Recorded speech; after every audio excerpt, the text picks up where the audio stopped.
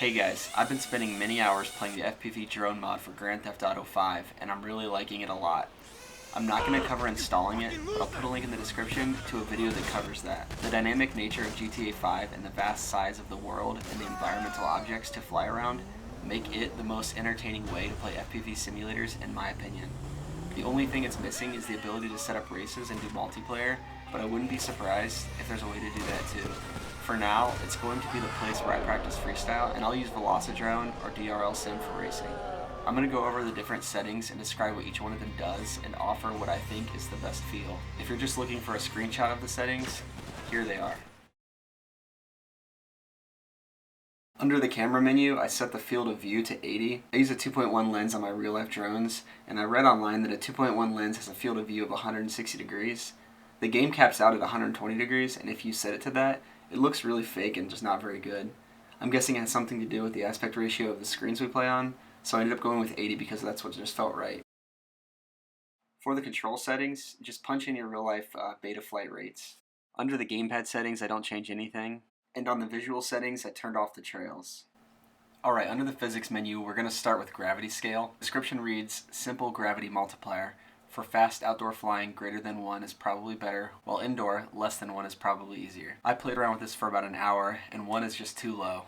I tested this by doing over-unders and seeing what felt realistic. Once you try them both out, you'll see that 1 is just too floaty, and at 2 you get pulled to the ground way too quickly. I thought 1.3 was the most realistic. I think if you're a newer pilot, you'd probably have more fun the closer you get to 1, as it makes the game significantly easier and slows everything down a bit. If you uncheck collision, you'll fall through the world, so I don't suggest that. And turning off use PID will make your drone fly on rails and very unrealistic, like a bad drone simulator. Alright, now lastly we're going to get into the drone settings. The first setting I'm going to cover is mass. I'll be honest, I'm not 100% sure what mass does. There's no perceivable effect from the lowest setting to the highest. You can see here I'm doing punch outs at the lowest setting and the highest setting and then doing free falls, and I don't honestly see a difference in between the two.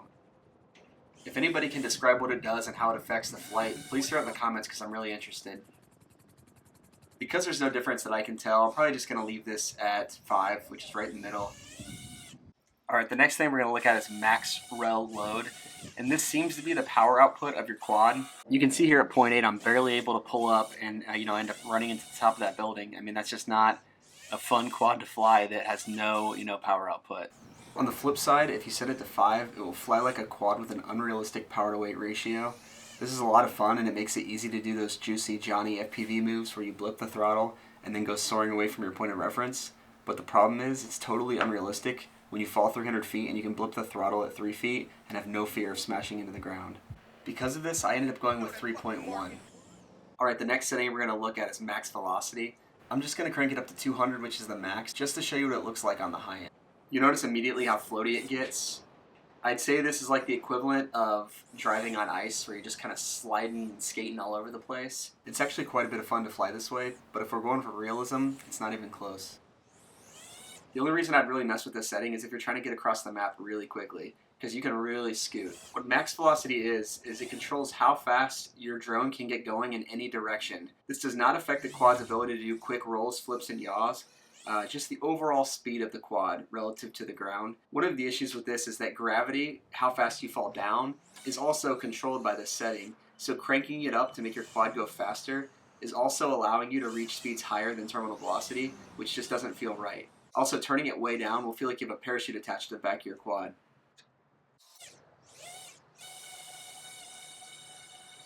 You'll notice this has no impact on the speed of my flips and rolls. This for me was the hardest setting to get right because it itself is an unrealistic setting. In my opinion, the setting that affects the top speed that your motors can push your drone shouldn't be the same speed as how fast your drone will fall from the sky. Watch what happens when I bump up the maximum velocity just 5 points to 45. It really just overall just speeds up the game and it almost looks like it's in fast forward a little bit. If you set it much lower though, diving towers feels incredibly slow and you won't pick up enough speed on the way down to make pulling out of it a rush. I ended up going with 43 for now, but I'm really interested in seeing what you guys think. What feels right for you? Throw it in the comments below. I also went to the game menu under Settings, Display, and turned off the radar and HUD as it just gets in the way of your flying. Alright guys, those are my settings. Let me know what you think in the comments below, and if you like tutorial videos related to drones, please consider subscribing. Thanks for watching.